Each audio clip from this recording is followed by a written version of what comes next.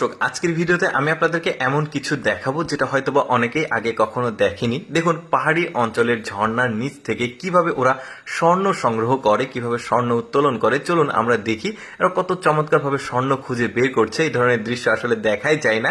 দেখুন, ওরা যেটা করছে, পাহাড়ি যে অঞ্চলগুলো, যে ছোট ছোট নদী থাকে, এই নদীগুলোর নিচে যেখানে পানির স্রোত থাকে, ওইখান থেকে কাদা মাটি, পলি মাটি, বালি এগুলো সংগ্রহ করে একটা কালো কালারের ডিশে নেয়। তারপরে এগুলো নিয়ে এসে পানিতে সুন্দরভাবে ধুয়ে যে নুড়ি পাথর বালি এগুলো ফেলে দিয়েছে। দেখুন, এখানে একটু পরে স্বর্ণগুলো দৃশ্যমান হবে, বেশ চমৎকার। কিন্তু এই যে দেখুন, ধীরে ধীরে ওই সব ময়লাগুলো আগে ফেলে দিয়েছে, এবার কিন্তু স্বর্ণগুলো দৃশ্যমান হবে, বেশ চমৎকার। এই যে দেখুন, চকচক করছে, ছোট ছোট দানা দানা এই স্বর্ণগুলো। আরো কয়েকটা স্বর্ণ তোলার দৃশ্যগুলো দেখাবো, স্বর্ণ খুঁজে বের করার, খুবই ভালো লাগবে। দেখুন, এই ধরনের দৃশ্য অনেকেই আগে কখনো দেখেনি, যে কারণে ভাবলাম আপনাদেরকে দেখাই। এই যে দেখুন, স্বর্ণগুলো বেশ চমৎকার। স্বর্ণের বর্তমান বাজার মূল্য কিন্তু অনেক বেশি, আর এভাবে ওরা স্বর্ণ সহজে দেখুন খুঁজে বের করছে। যদিও আমাদের দেশে আসলে এই ধরনের স্বর্ণ এইভাবে পাওয়া যায় না, তবে একটা ব্যাপার এখানে জানিয়ে রাখা ভালো, এগুলো কিন্তু আমাদের দেশের পাহাড়ি অঞ্চল না, এগুলো বাইরের দেশের, যেমন চায়নার, ভিয়েতনামের এই ধরনের দেশগুলোর। দেখুন, এখানেও ঝর্ণার পানি পড়ছিল, এখান থেকে হলুদ কালারের যে মাটিগুলো, এগুলো একটা কালো কালারের ডিশে নেওয়া হয়েছে।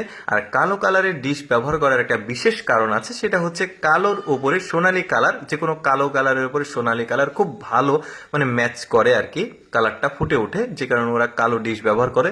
তো একই প্রক্রিয়াতে এখানেও কিন্তু নুড়ি পাথর বালি এগুলো নিয়ে এসে এই পরিষ্কার পানিতে চারিদিকে এই ডিশটাকে ঘুরিয়ে ঘুরিয়ে সেগুলো ফেলে দেওয়া হচ্ছে, ময়লাগুলো। আর মাঝখানে দেখুন কত চমৎকার ভাবে স্বর্ণগুলো দৃশ্যমান হয়, বেশ দারুণ দৃশ্য। এই যে দেখুন, ধীরে ধীরে দৃশ্যমান হবে, অনেক বড় মানে পরিসরে না, কিন্তু তারপরে যতটুকু পেয়েছে এটাও কিন্তু বাজার মূল্য অনেক বেশি। যেমন এখানে দেখুন, ঝর্ণার নিচে পাথর আছে, পাথরের নিচে এই কাদামাটি, পলিমাটি, বালি এগুলো সবগুলো রয়েছে। এখন এগুলোকে ওই কালো কালারের ডিশে তোলা হচ্ছে।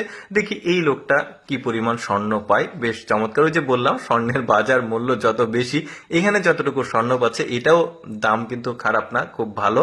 তবে আমাদের দেশে কিন্তু এই ধরনের মানে অঞ্চল নেই যেখানে স্বর্ণ পাওয়া যায়। তবে আমি যতটুকু সংগ্রহ পেয়েছি আসলে তথ্য, ভারতের কিছু কিছু নদী অঞ্চলে কিন্তু এই ধরনের স্বর্ণ আগে পাওয়া যেত, এখন পাওয়া যায় কিনা জানি না। এর আগেও আমি স্বর্ণ সংগ্রহের একটা ভিডিও দিয়েছিলাম, কয়েকজন মানে ভারতীয়রা কমেন্ট করেছিল যে তাদের দেশের কয়েকটা নদীতে এই ধরনের আগে স্বর্ণ পাওয়া যেত, এখন পাওয়া যায় কিনা তো জানি না, আমাদের দেশে তো পাওয়া যায়ই না। দেখুন কি চমৎকার ওরা আসলে। তবে আরেকটা কথা বলে রাখি, এটা আমাদের দেশের পাহাড়ি অঞ্চল না, চায়না, ভিয়েতনাম এই ধরনের দেশগুলোর এই পাহাড়ি অঞ্চল। দেখুন কি সুন্দর, ওরা কি দারুণ ভাবে ওরা স্বর্ণ সংগ্রহ করে। কেমন লাগলো দর্শক আজকের এই স্বর্ণ সংগ্রহের এই ভিডিওটি, কমেন্ট করে জানাবেন। আর এইরকম অজানা তথ্যমূলক ভিডিও প্রতিদিন দেখতে আমাদের লেটস গো ফেসবুক পেজটি ফলো রাখুন।